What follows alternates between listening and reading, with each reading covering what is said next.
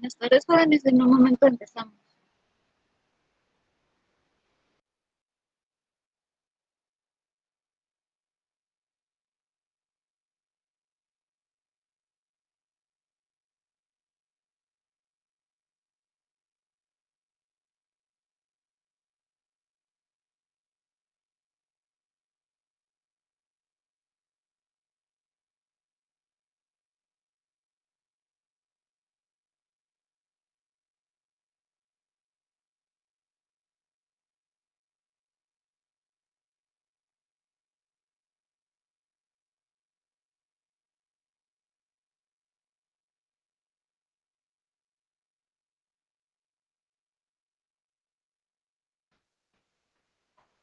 Buenas tardes. Hoy vamos a ver lo que es longitud espiral, peralte, sobreancho y corrimientos. Para empezar, quiero que vean esta imagen. Esta es una foto aérea tomada en una de las autopistas principales en Corea del Sur, que conecta de un extremo a otro sobre la ciudad y pasa sobre el río Han. Lo que quiero que vean de esta imagen es cómo es la transición entre las curvas. Hay dos carriles que van y dos carriles que vienen, si se pueden dar cuenta. La transición aquí es muy importante porque eso va a asegurar que el cambio entre el cruce de un lugar a otro no sea tan brusco, perdón. Entonces así el conductor puede tener cuidado y puede estar a tiempo de hacer alguna maniobra en lo que va circulando la vía. Ahora bien, ¿qué son las curvas de transición? Cuando un vehículo requiere pasar de un tramo en tangente a otro en curva circular, se procura que sea en forma gradual, tanto en el cambio de dirección como en la sobreelevación y la ampliación que se mantienen en la curva circular. Para lograr este cambio gradual, se utilizan comúnmente las curvas de transición. Entonces, ya hemos visto lo que es la curva circular. Entonces, la curva de transición está dada desde donde termina nuestra tangente hasta donde empieza la curva circular. Tenemos el radio de la curva circular y aparte tenemos el radio que pasa desde la tangente. Permítame. Entonces, básicamente, una curva de transición tiene la función de ligar una tangente con una curva circular que permita un cambio gradual de curvatura entre una recta, aquí la podemos ver, y una curva circular, mejorando de manera sostenible la comodidad, y vean, la comodidad, seguridad y estética de una vía. Parte de los parámetros que ya hemos visto que tienen que cumplir las curvas. Entonces, la transición de la curva y la aceleración centrípeta debe ser constante a lo largo del desarrollo de la curva de transición.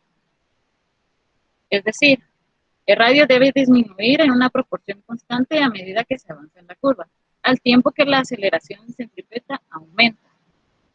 El diseño de las curvas de transición está determinado por el radio y la velocidad del proyecto, ya que cuanto menor es el radio de la curva circular y mayor la velocidad, es necesario hacer uso de estas curvas. Es lo que ya les venía diciendo sobre que hay que evitar esos cambios bruscos entre curvas, hay que darle ese movimiento gradual y ese cambio entre las estaciones.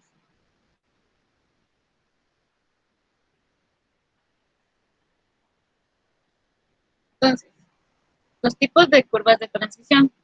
En un principio, las curvas de transición solo eran utilizadas en el trazo de líneas férreas a finales del siglo XIX.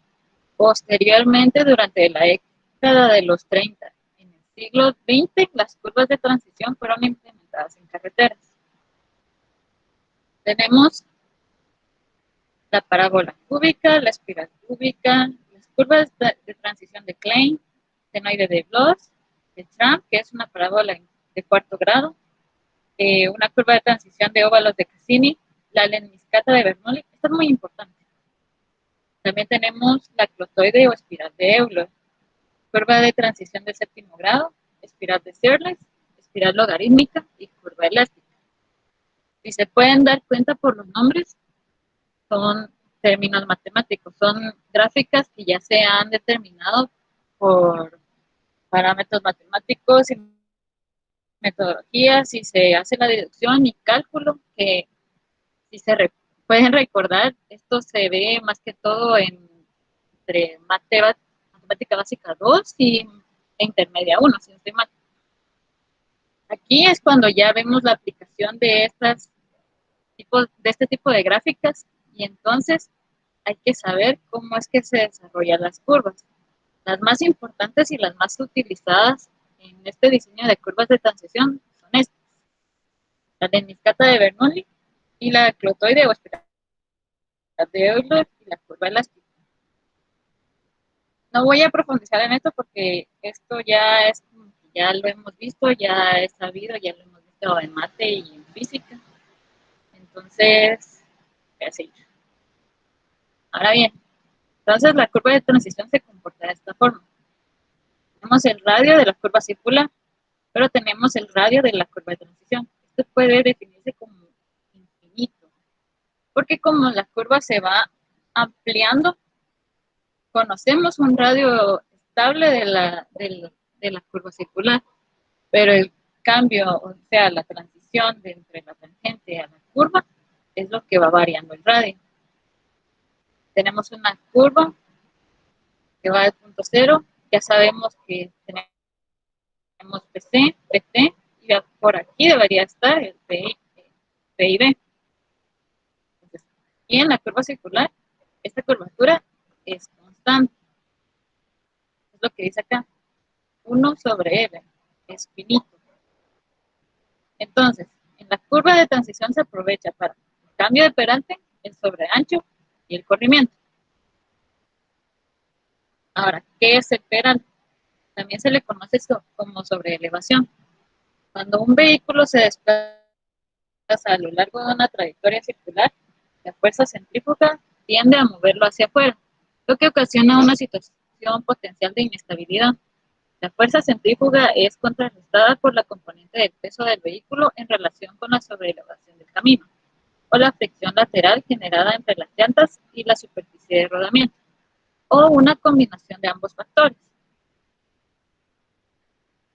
Entonces, el perateo sobre elevación es la pendiente que se da a la corona hacia el centro de la curva para contrarrestar parcialmente el efecto de la fuerza centrífuga, que actúa sobre un vehículo al recorrer una curva horizontal.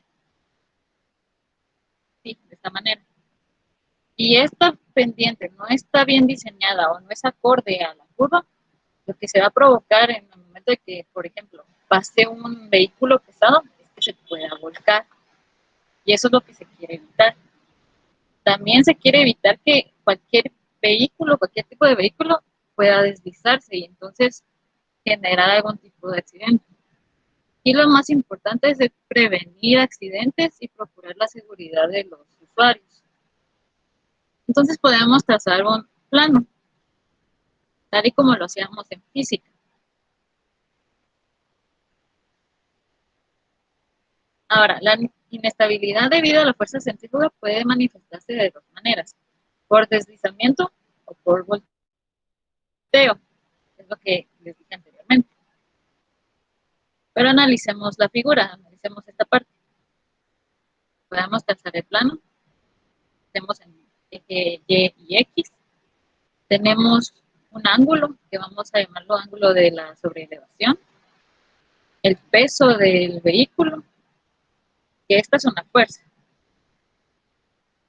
Tenemos también la fuerza centrífuga, que actúa en sentido contrario. Y ahora bien, el peso del vehículo, como ya hemos visto, tiene componentes. Entonces tenemos una componente de P por coseno del ángulo de la sobreelevación. Y tenemos la componente P seno del ángulo de la sobreelevación.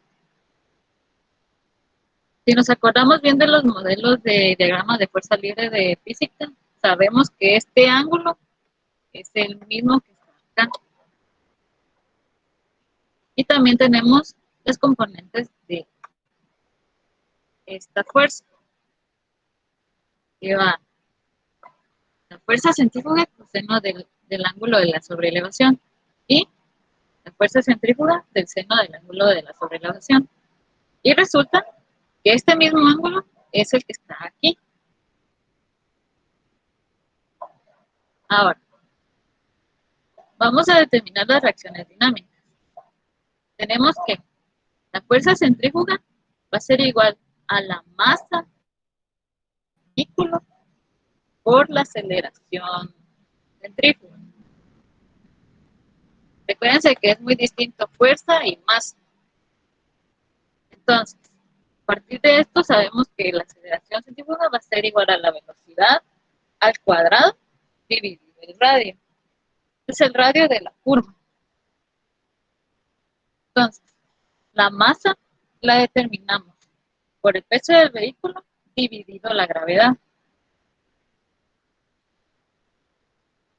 Y de esto podemos sustituir en la ecuación principal y entonces obtenemos que la fuerza centrífuga va a ser igual al peso del vehículo por la velocidad al cuadrado dividido la gravedad por el radio. Ya que sabemos eso, entonces podemos determinar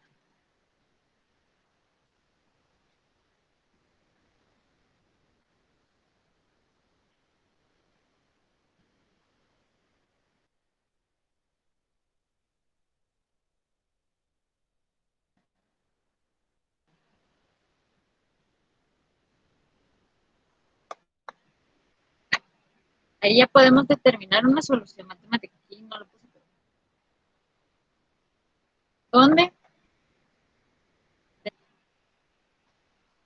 P va a ser coseno, no, perdón, es la fuerza centrífuga de coseno de alfa, que va a ser igual a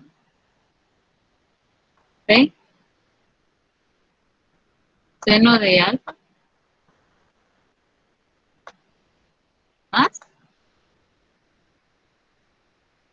se utiliza aquí, lo que no les puse fue el coeficiente de fricción. Entonces, este va abajo, representado en 1. Entonces, el coeficiente de fricción, donde va a ser fuerza centrífuga, seno de alfa, más P coseno de alfa. Desarrollando esta ecuación, se nos elimina esta parte. Y entonces nos queda la fuerza centrífuga coseno de alfa igual a P de alfa.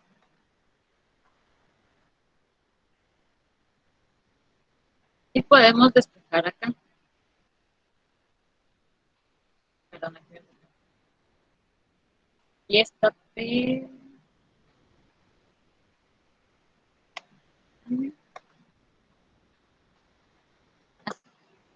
Y esta P. Entonces, despejamos fuerza centrífuga. Tenemos seno de alfa dividido seno. Pero como ya vimos anteriormente, la diapositiva anterior, tenemos que Fc, la fuerza centrífuga, va a ser igual a P por la velocidad al cuadrado dividido G por R.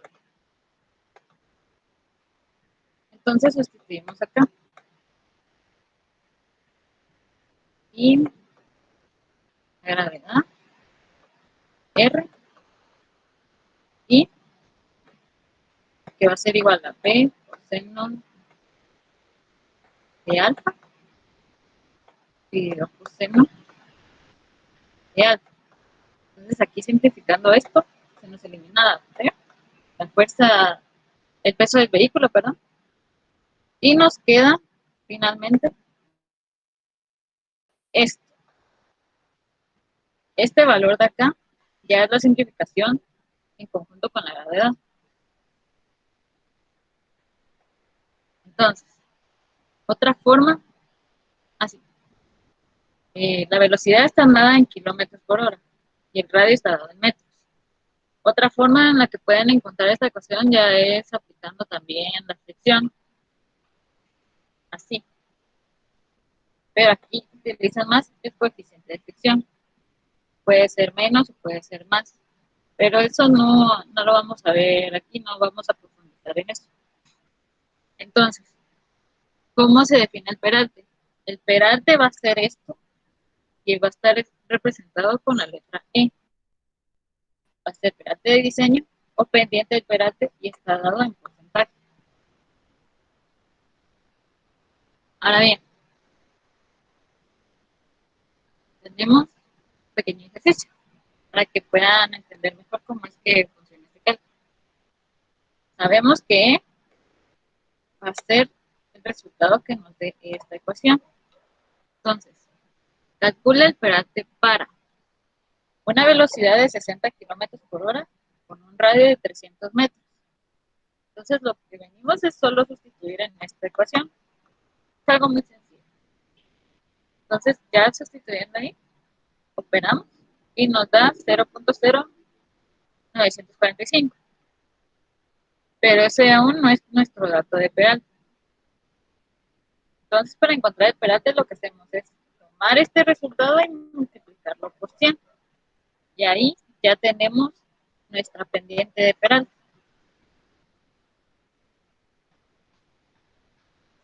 De acuerdo a las normas AASHTO, lo más recomendable en general es que la pendiente sea menor o igual a 10%. Pero en países donde existe climas extremos y que se provoca hielo, que surge hielo o se genera escarcha en las carreteras, es recomendable que esto no supere el 8% o que sea igual a 8%. Ahora bien, el sobreancho. El sobreancho es el ancho adicional que se le da a los carriles en las curvas con el propósito de que la carrocería de los carros pueda acabar sin problemas. Esto con el fin de mantener las condiciones de seguridad al igual que en los tramos rectos. Antes de continuar, ¿alguien tiene alguna duda? Se pueden interrumpir si tienen dudas.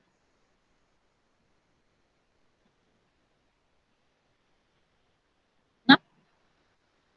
¿Todo bien? Por el momento no, Arlen, gracias. Ok. Entonces, el sobreancho, vamos a ver, esto es un pequeño dibujito que hice de una carretera. Entonces sabemos que tenemos dos direcciones, una que va y una que viene. Pero asumamos que esta carretera se mueve en una sola dirección y vamos para acá. Entonces los carros van a trasladarse de esta forma.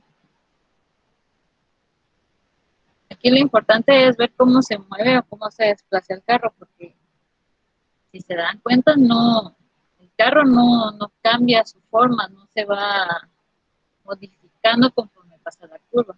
Son las llantas las que hacen ese efecto, las que hacen ese cambio. Y entonces, ¿dónde está el sobreancho? Voy a ver aquí, pero vamos a ver. El sobreancho va a ser esta parte, es esta sección. Es este espacio que se requiere para que el vehículo no tenga problemas. Es lo que dice acá. Para que la carrocería de los carros pueda caber sin problemas. Entonces, ¿cuál es la importancia? Uno, el vehículo al describir la curva ocupa mayor ancho que en la tangente.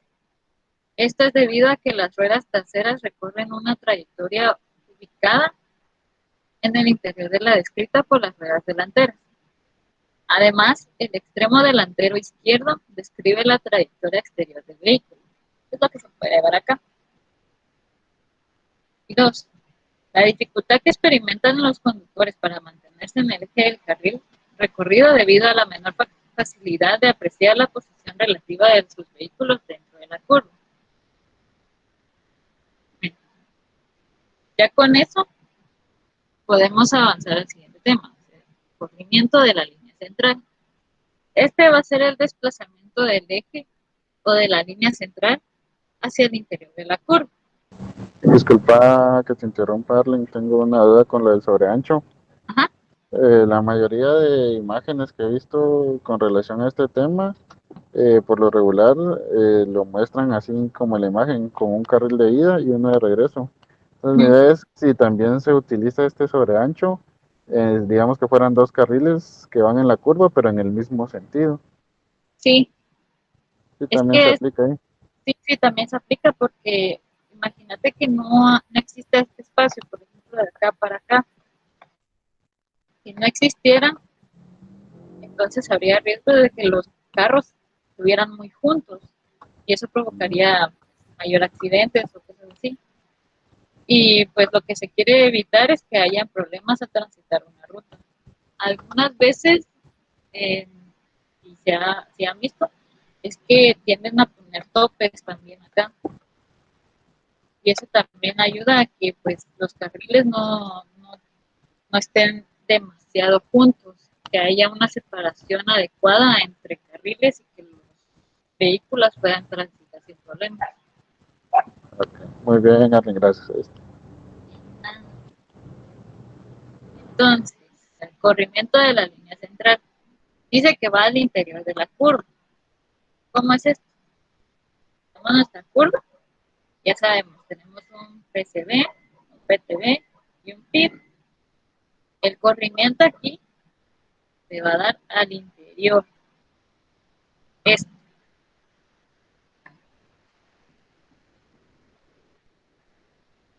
Entonces, ahora vamos a describir cómo funciona la curva. Tenemos el PCB, el PTB, PIB y tenemos el radio de la curva. Ya sabemos que ya hay un corrimiento, podemos identificar así. Y también sabemos que la curva en sí, la curva circular, solo abarca una sección. Y aparte es la curva de transición, que es esta parte. Esto nos da un radio prima. Entonces, para delimitar la línea de corrimiento, podemos establecer los puntos. Y estos puntos nos van a ayudar a determinar también las distancias de la línea de la espiral, que viene dado desde donde empieza el corrimiento hacia donde empieza o termina, perdón, donde termina la curva de transición. Hagan de cuenta de que en esta parte ya es la curva circular.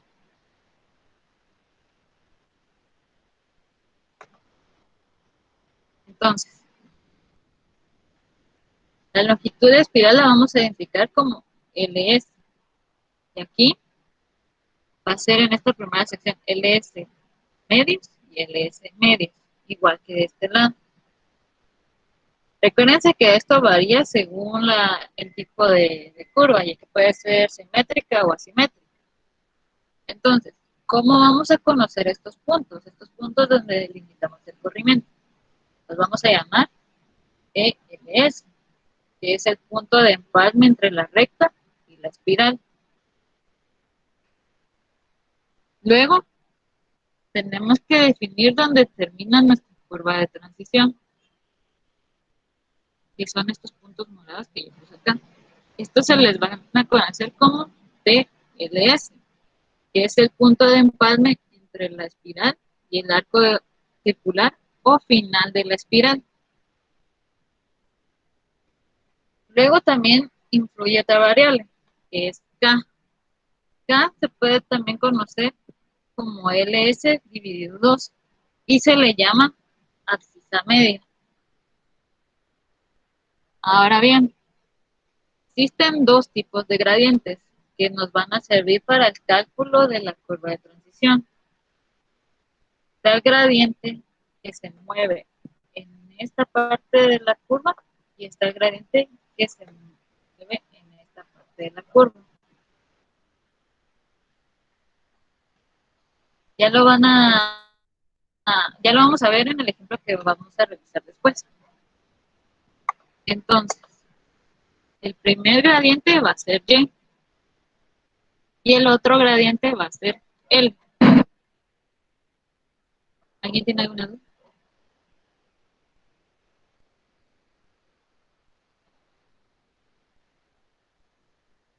Entonces, Y lo podemos encontrar de esta manera. Va a ser nuestro gradiente L, que va a ser una diferencia entre extracciones por el grado de la curva. Esto ya fue lo que vimos al principio del curso, cuando calculamos los elementos de la curva, dividido el factor por la longitud de la espiral. Y después podemos determinar el corrimiento. El corrimiento va a ser el radio por la diferencia de las estaciones menos la abscisa media al cuadrado más el radio menos y que encontramos acá. Y todo esto al cuadrado. Entonces acá les puse que este es el radio, está dado en metros, y acá recordando que K es igual a la longitud de la espiral dividido 2. Pero aquí viene lo importante. Y se va a calcular desde LS a PCT, a PC, perdón, o desde LS a PT. Y C, o sea, el corrimiento, se va a calcular desde PC a TLS o desde PT a TLS. En este caso, ya no tomamos en cuenta lo que hay en la curva circular, porque no, por lo menos en esta ocasión no es lo que estamos viendo, no es parte de este tema. Es lo que ya conocemos de las clases anteriores que hemos visto. Entonces, digamos, ahora, ¿cómo podemos describir la carretera? Tenemos el trazo de la curva, que es el trazo principal, y luego tenemos el trazo de donde se limita la carretera. Sabemos que tienen un corrimiento, pero necesitamos saber dónde aplica el sobreancho, que es lo que les decía, que es esta distancia que es muy importante para que los carros no se topen entre sí. Entonces el sobreancho está dado de esta forma y va a estar dividido dos. Si la curva es muy importante, entonces se asume el sobreancho dividido 2. Si no, entonces, si no es tan importante, entonces el sobreancho de la curva, pues no se tiende a tomar muy estrictamente el valor que se propone. Es decir, hay un límite, está normado que dice que la distancia menor del sobreancho puede ser de 30 centímetros. Entonces, otra vez, sabemos que tenemos un PCB, un PTB y un PIB. Ahora bien, tenemos ELS, que es el empalme, que va desde el corrimiento, PC, PT. Tenemos el otro empalme donde termina nuestra longitud de espiral y nos falta un elemento más, que va a ser la distancia de bombeo. Esta gráfica va a describir mejor cómo funciona el peralte, cómo es que se da las pendientes. De esta manera. Estos son trazos que se utilizan ya luego en la tabla para que se pueda visualizar mejor cómo funciona la pendiente. Se pueden dar cuenta y, por ejemplo, esto es lo mismo que ver en una vista de carretera que funciona de esta manera.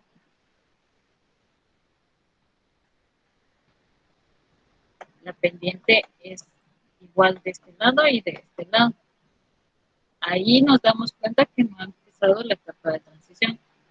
Poco a poco, conforme va cambiando el comportamiento de la curva, la pendiente se hace más pronunciada.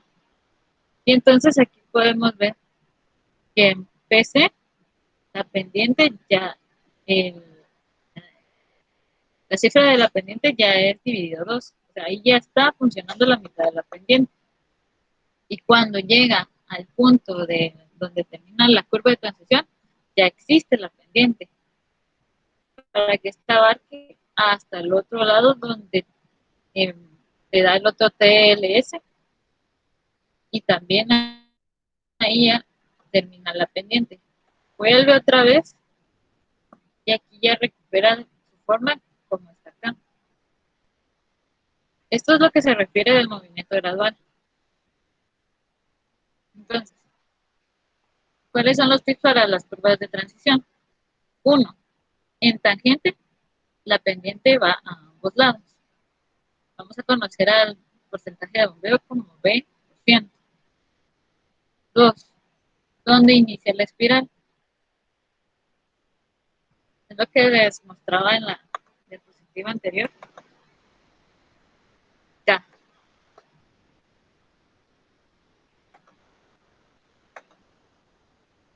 Tenemos acá una pendiente 0. Ahí ya está empezando el cambio. Y la pendiente ya está afectando a la carretera. 3. Cuando se está en PC, PT, es lo que les decía. La pendiente va a ser la pendiente media. 4.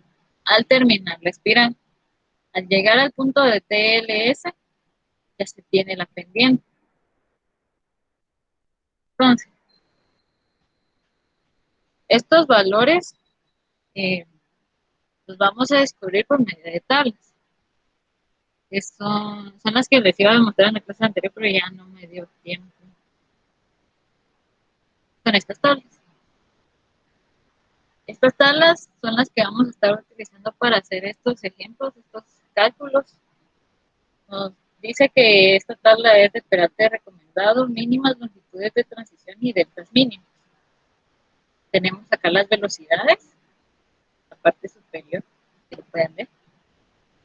Y para abajo tenemos el grado de la curva. Tenemos un radio mínimo recomendado. Y entonces, para leer esto, si tenemos una velocidad, es más fácil ya aquí buscar la velocidad. Y si contamos con el grado de la curva, entonces podemos identificar y de una vez cuál es la pendiente, cuál es la longitud de la espiral y cuál es el delta que trabaja ahí. También conocemos la distancia de bombeo. En la siguiente tabla ya no predomina la velocidad, sino el tipo de carretera. Típica E, típica D, típica E y típica D. Aquí están abajo las especificaciones para utilizar esta tabla. Entonces también contamos con las velocidades acá y el grado de curvatura. Aquí el dato que vamos a obtener va a ser el sobreancho. Por ejemplo, digamos que me están pidiendo una curva típica D, que tenga una velocidad de 90 kilómetros por hora, pero que mi grado de curvatura va a ser de 3. Entonces estoy acá. Busco y veo que acá, exactamente en la velocidad de 90 kilómetros por hora, en el típica de que te estaban pidiendo, tengo un sobreancho de 0.70. Este parámetro me va a servir para hacer los cálculos. La siguiente tabla, esta la vamos a utilizar cuando no nos estén dando la velocidad y que nos estén indicando el tipo de carretera. Entonces, si nos dicen que es un tipo B y que el terreno es ondulado, entonces venimos acá, buscamos tipo B, regiones llanas, onduladas y montañosas. Y a mí me estaban pidiendo ondulado. Entonces la velocidad recomendable es de 60 kilómetros por hora. También tenemos otros datos, acá el ancho de calzada, el ancho de terracería, el derecho de vía, el radio mínimo, la pendiente y así, ¿verdad? La distancia de parada y la distancia visible de paso. ¿Tienen dudas hasta acá? Antes de que empecemos al ejemplo.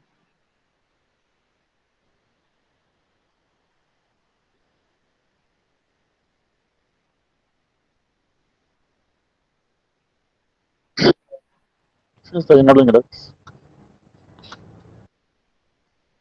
El ejemplo es algo trabajoso, pero es muy sencillo de entender. Vamos a ver. Dice, haga los cálculos correspondientes para hallar la longitud de espiral de máximo sobre ancho, si lo hay, y corrimientos. Entonces tenemos datos. La longitud de la curva vertical, que va a ser de 90 metros, el PSB, que está en una estación de 15 más 512 metros, el grado de cobertura a la derecha, puede ser también a la izquierda, y aquí me dan el tipo, un tipo C, ondulada. Entonces, ¿qué hacemos primero? No tenemos la velocidad, vamos a buscar. Nos vamos a la tabla número 3. Entonces decía que era tipo C, ondulada. Y obtenemos una velocidad de 60 kilómetros por hora. Entonces acá tenemos la velocidad. Ahora el sobreancho. Vamos a ver. Está diciendo que tiene un grado de curvatura de 10. No, perdón. Sí, de 10. Tipo C y una longitud vertical de 90 metros. Entonces me voy a la tabla.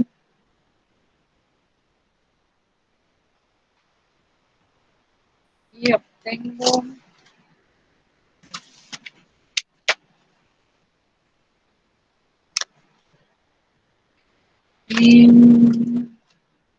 acá,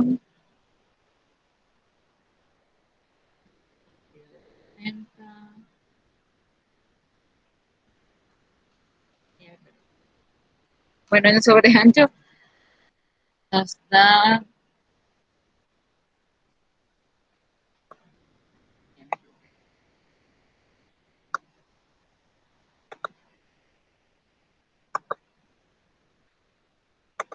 así. Sobreancho nos queda de 0.90. ¿Qué sigue? Tenemos que conocer la distancia de bombeo. Cuando hallamos el sobreancho, perdón, no. Cuando hallamos el sobreancho, por ejemplo, como nos decía que era una velocidad de 60 kilómetros por hora y el grado de cobertura era de 10, entonces aquí mismo ya obtenemos los datos que necesitamos. Sabemos que nuestra pendiente va a ser de 10%, nuestra longitud de espiral va a ser de 61 metros y nuestra distancia de bombeo va a ser de 37.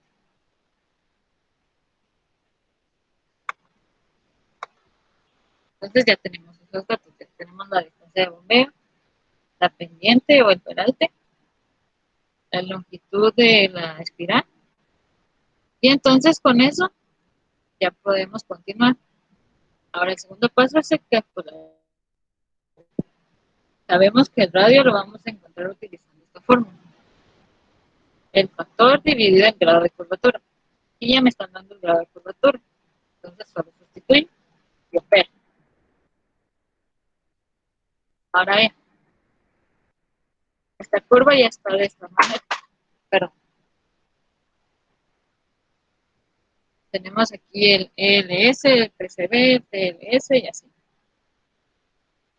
Los datos que tenemos al momento, la longitud de la curva vertical de 90 metros, el PC que está en una estación de 15 más 512, y ahora ya sabemos que nuestra longitud de espiral es de 61 metros. ¿Qué viene ahora? Bueno, podemos calcular dónde está el PT. ¿Cómo lo determinamos?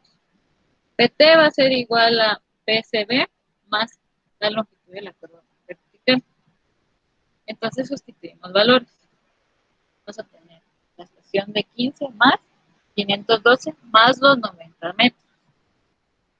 Operamos y obtenemos nuestra estación en PTB.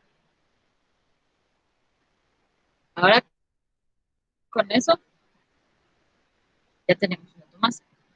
Que sigue, determinar las demás estaciones del resto de elementos. De ELC, de TLC, LS, perdón, y así sucesivamente. Entonces, tenemos que existe un ELS1 y un ELS2. El ELS1 va a estar dado por el PCB menos la longitud de la espiral dividido 2. ¿Por qué? Porque si se recuerdan, y se determina esta distancia, está en LS2. Como estamos posicionados en C, en PCB, vamos de regreso, por decirlo así.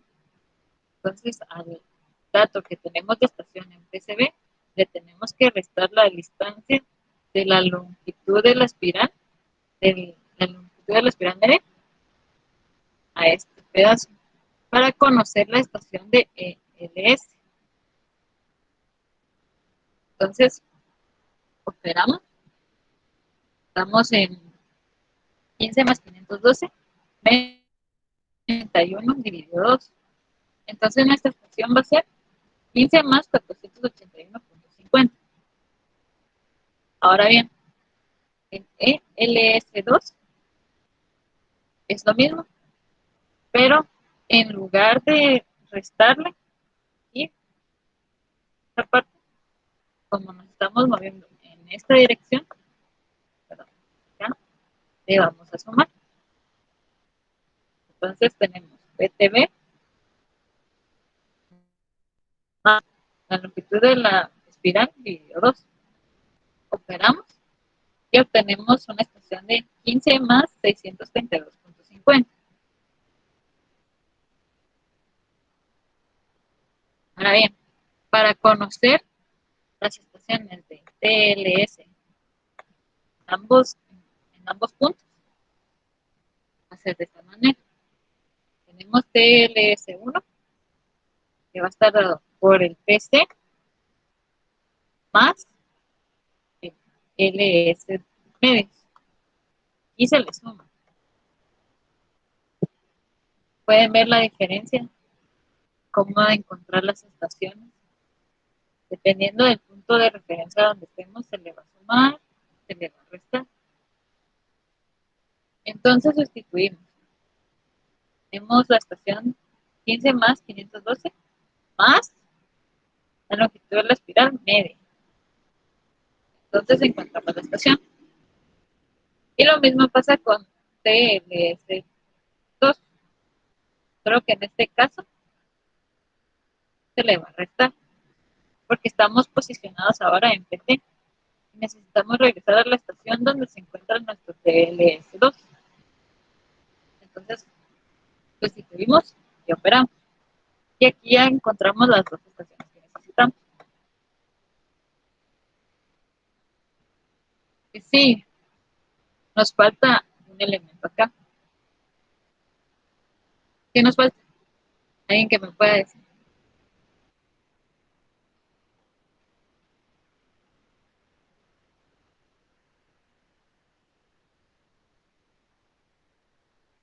¿No? Bueno, aquí lo que nos hace falta es la distancia de bombeo. Esto también se va a conocer como otras estaciones. El EDB puede ser EDB1 y EDB2.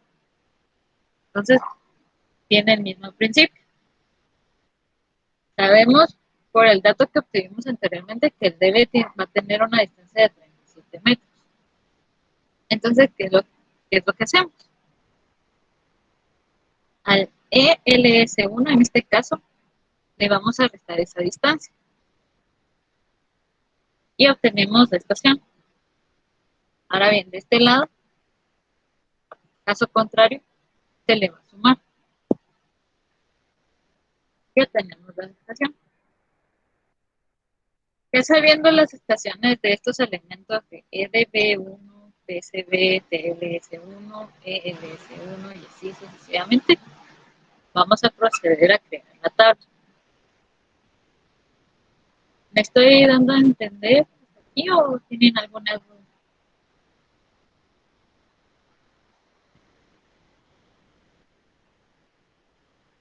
Por el momento está clara la explicación, Arlen. Gracias.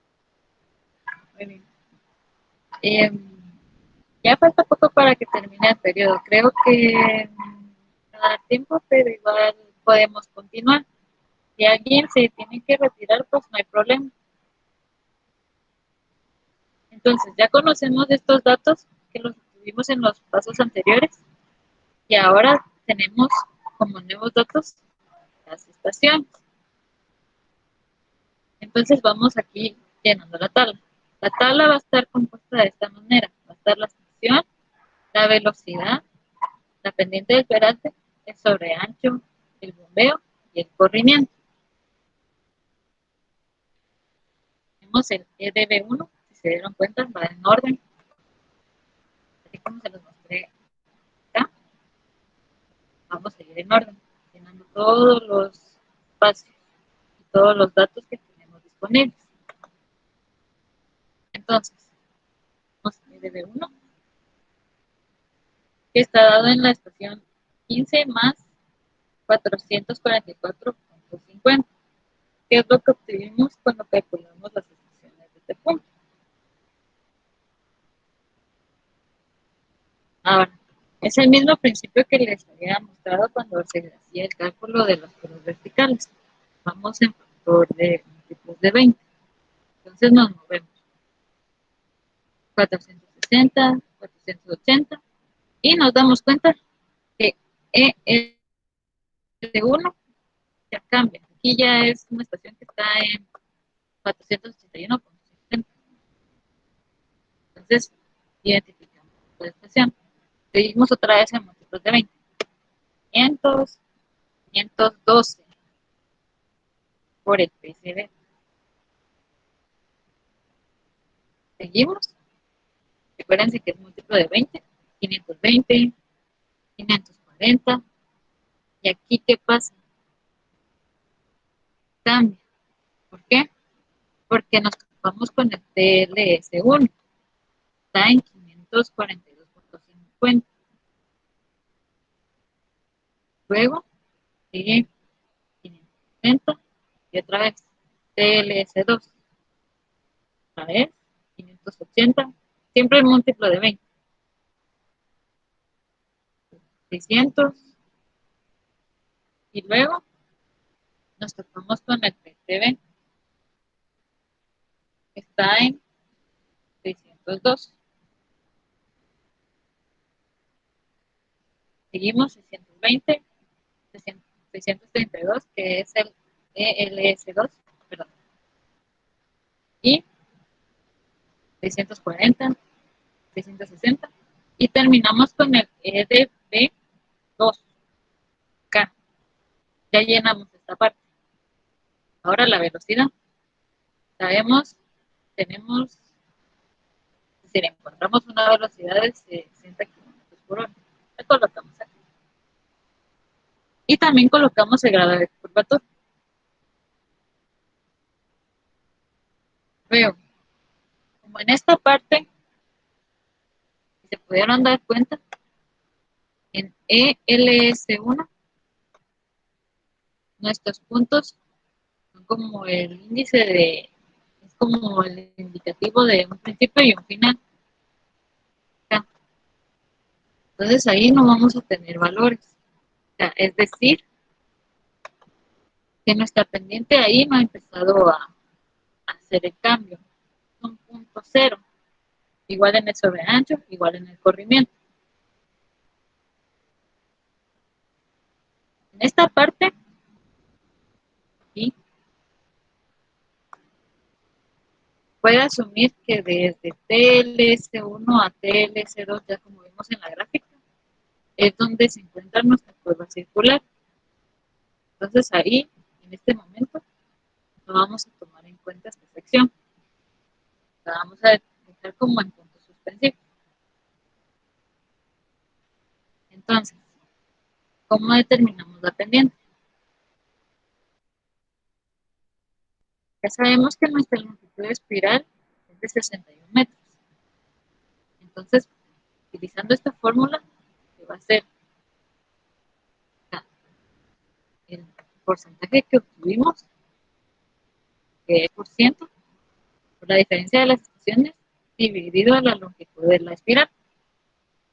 Entonces empezamos con la estación 500. Tenemos nuestro peralte de 10% en la estación 500 menos 481.50 dividido 61 metros. Y esto nos da 3.02%. Veámoslo mejor acá.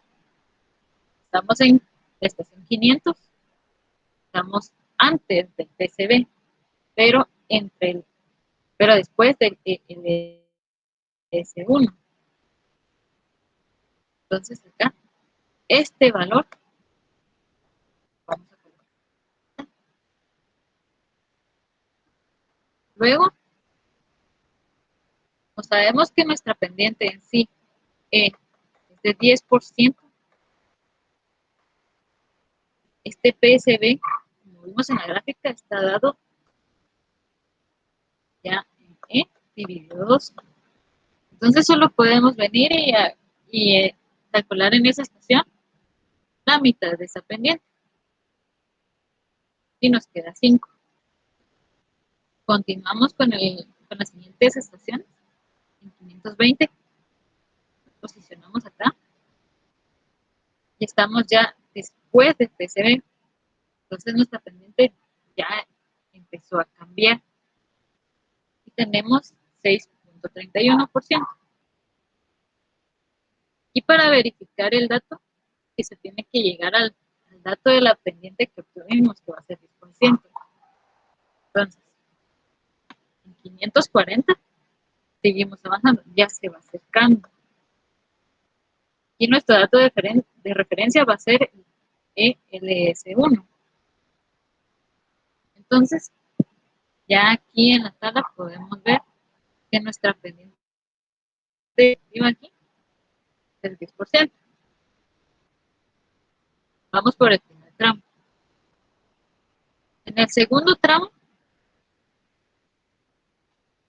venimos acá. Entonces, 15 más 571.50, nuestra pendiente también va a ser de 10%, porque aquí ya entra en la curva circular.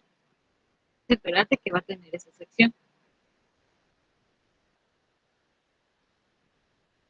Calculamos otra vez a partir de acá. Ya nuestro punto de referencia cambió. Ahora vamos a tener de referencia ELS2. Entonces va a ser este ELS2 menos la estación en 508. Y obtenemos una pendiente de 8.61. Seguimos en 600 y obtenemos 5.33.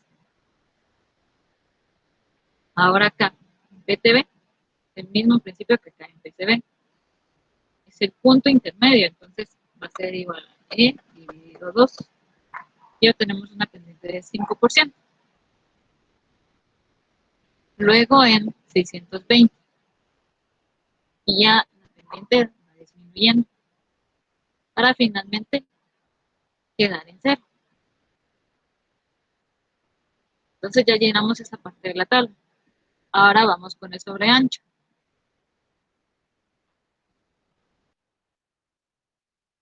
Ah, no, perdón. El bombeo es lo que sí. Entonces, esta parte, si se dan cuenta, va correlacionada a la pendiente de peralte. Ya sabemos que la pendiente está pronunciada, que es de 10%, aquí de 9.59 y así sucesivamente. Este 3 ya lo vamos a ver. 3 es un porcentaje, es un factor que ya influye en el cálculo. Aquí. Porque al final lo que se está buscando es que cuando pase la transición, la carretera tenga la pendiente igual, tanto de este lado como en este lado.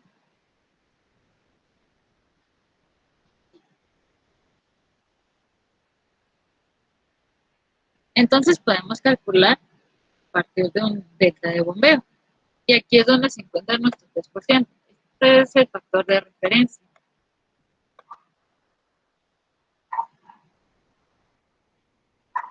Entonces, el delta va a estar dado por el 3% por la estación menos el de B1. Vamos a verlo claro. Acá. Tenemos acá.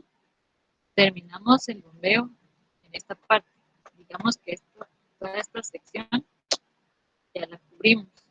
Todo este cálculo ya está hecho. Nos falta determinar cómo se mueve, cómo cambia gradualmente la pendiente desde este punto a este punto y desde este punto.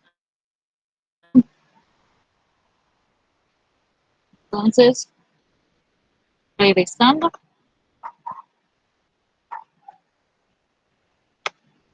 que también es el mismo caso para el otro lado.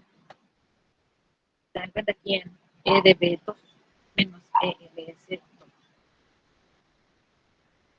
Entonces, lo que nos interesa de la tabla es conocer estos datos. Y es importante colocar estas pequeñas gráficas porque eso va a identificar cómo va cambiando curva de hace la transición. Entonces, acá este 3 es lo que debemos obtener al final del cálculo. Tiene que ser igual.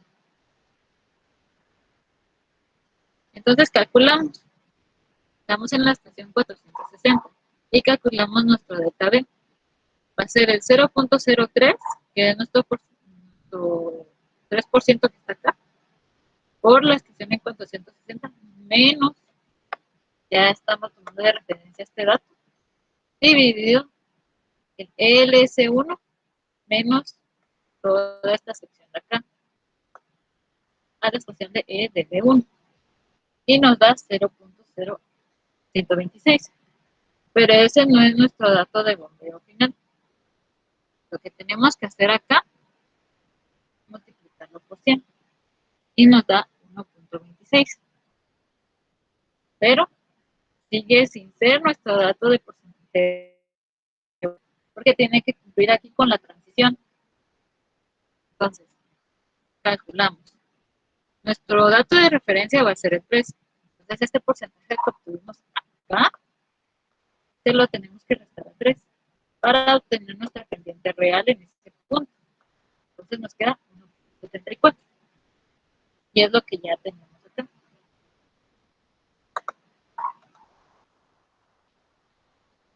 ¿Todo bien hasta acá?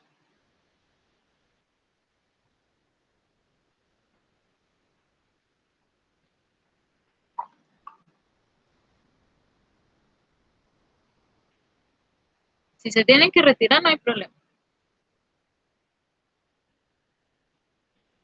Bueno, entonces, la siguiente estación, que va a ser de 480, tenemos el delta B, que va a estar dado en el mismo procedimiento. Solo que ahora lo que cambia acá es la estación. Y obtenemos 0.0288. Obtenemos nuestro dato de 2.88%. Y luego tenemos que obtener el porcentaje de bombeo. Se lo restamos al 3% y obtenemos 0.122. Así es como va cambiando nuestra curva. Así es como va cambiando la pendiente. Ahora del otro lado, acá en esta parte, tenemos la estación 640, delta B, y el mismo procedimiento. Pero ahora nuestra estación de referencia va a ser la E de de B2 y calculamos. Es el mismo procedimiento. Determinamos la pendiente y luego determinamos la pendiente de 2B. Acá. Lo mismo para 660. Determinamos delta B, damos la pendiente y determinamos la pendiente de B. Ya, completamos esa parte de la tabla. Ahora bien, ¿qué es lo que sigue? Tenemos que calcular el sobreancho.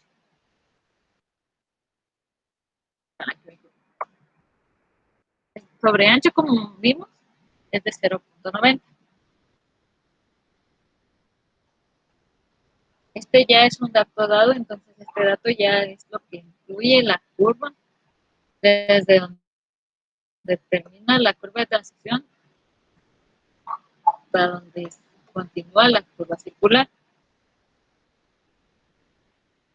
Entonces, para calcular el sobreancho en estas secciones, utilizamos esta ecuación. Va a ser el dato del sobreancho que tuvimos por la diferencia de las estaciones dividido la longitud de la espiral. Nos ubicamos acá entonces en la estación 500 y tenemos el dato de sobreancho por la estación 500 menos nuestro dato de referencia en esta parte que es ELS1 dividido la longitud de la espiral y nos queda 0.27. Colocamos en la tabla. Luego, si se dan cuenta, es el mismo principio que con la pendiente del peralte del sobreancho. Solo debemos tomar el dato del sobreancho y dividirlo dentro de 2 y obtenemos 0.45 y lo colocamos en la tabla.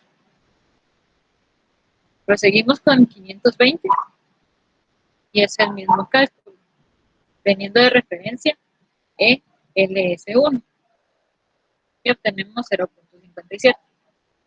Continuamos así con la siguiente estación y obtenemos 0.86. Esta parte ya la cubrimos. Necesitamos encontrar ahora esta sección.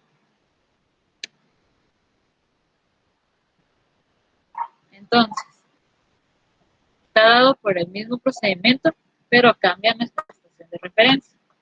Ahora en este caso va a ser ELS2 y calculamos. Determinamos 0.78, luego para 600, 0.48 y otra vez en PT nos topamos que el sobreancho lo podemos calcular tomando el dato que ya habíamos encontrado dividido 2 y lo colocamos en la tabla. Ya solo nos resta calcular el sobreancho en la estación 620. Ya tenemos 0.18. Con esto ya completamos otra columna de la tabla. Entonces, ¿qué es lo que falta? El corrimiento. El corrimiento va a estar dado por las ecuaciones que vimos al principio.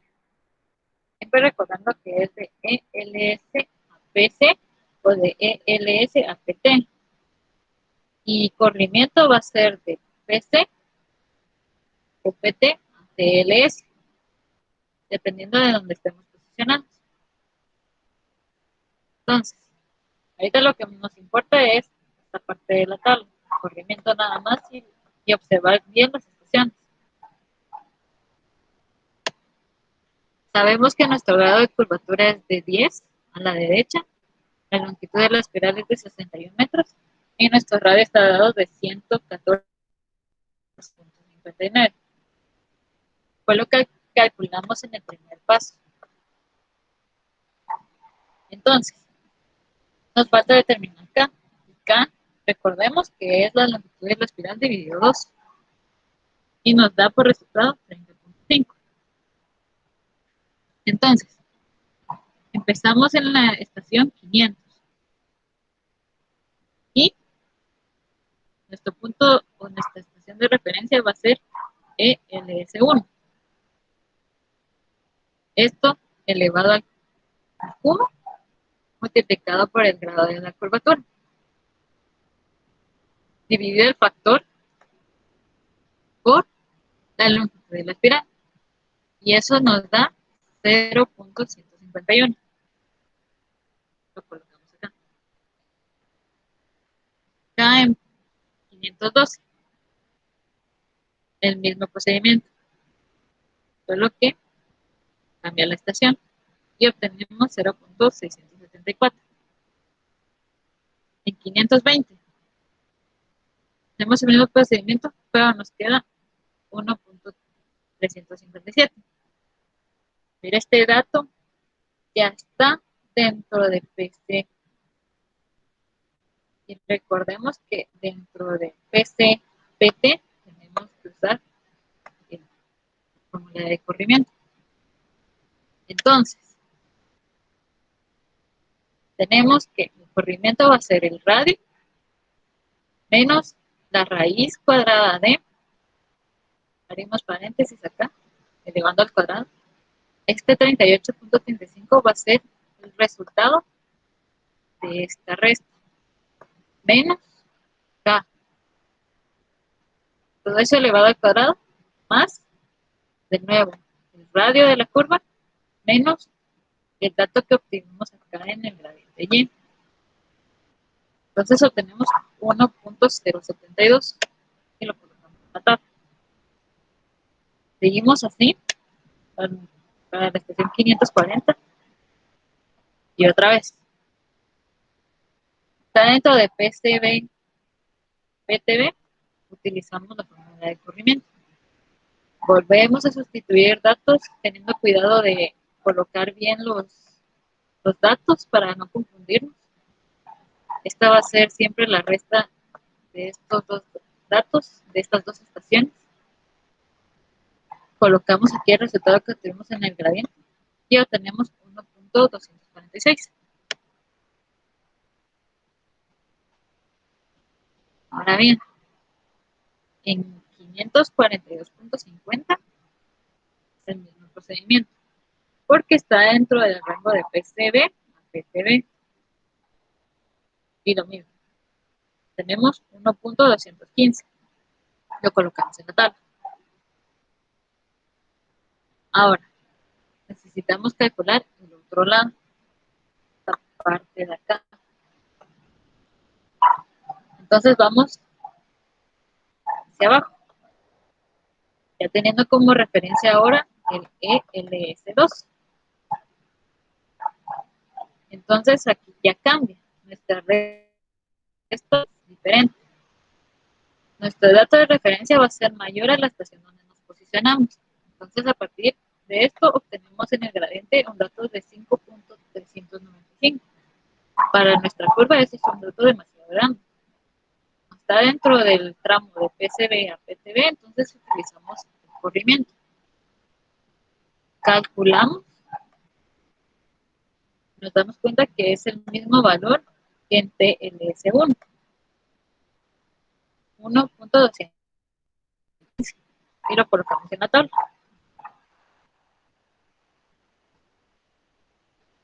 Seguimos así, 580 y de nuevo el mismo procedimiento. Y obtenemos 1.283. Luego 600, el mismo procedimiento, obtenemos 0.798. Ya. Ahora en PTB ya no es necesario el corrimiento. Entonces solo tomamos el punto de la estación de referencia y la estación donde estamos ubicados y obtenemos 0.674. Y finalizamos la tabla encontrando la estación 620. Ya tenemos todos los datos que necesitamos. Pero hay algo aquí importante. Si se pueden dar cuenta en los valores, van cambiando y deja de tener sentido desde acá, luego acá. Porque estos valores son más grandes que los puntos donde termina nuestra curva de transición. Cuando empieza la curva circular, todo no es posible. Entonces, ¿qué se hace? Se observa que datos que están anteriores a las secciones de PL, S1 y S2 y se verifica cuál es el mayor. Y entonces, a partir de eso, vamos a determinar que los datos de las estaciones del corrimiento en esta parte que cubre desde donde empieza el empalme de la curva circular hasta donde termina, van a tomar el dato mayor. Y en este caso va a ser 1.283. Y así terminamos el ejercicio.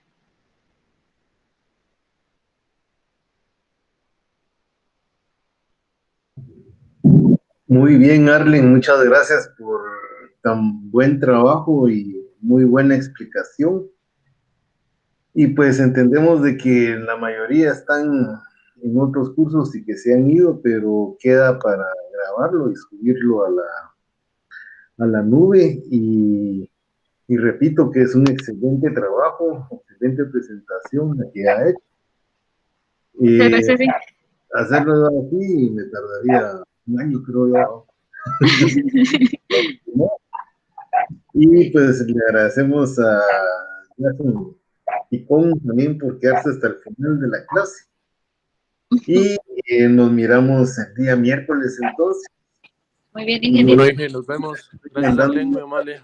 La grabación. De nada. Y muchas gracias, Arlen. Muy agradecido. Gracias, igual, ingeniero. Feliz tarde. Feliz tarde.